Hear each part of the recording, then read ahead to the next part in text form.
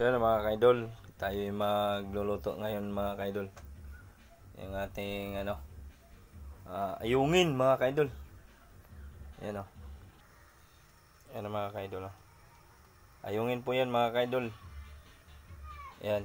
Saka susunod natin yung adobong kandole mga kaidol. Yan. Luluto na naman tayo.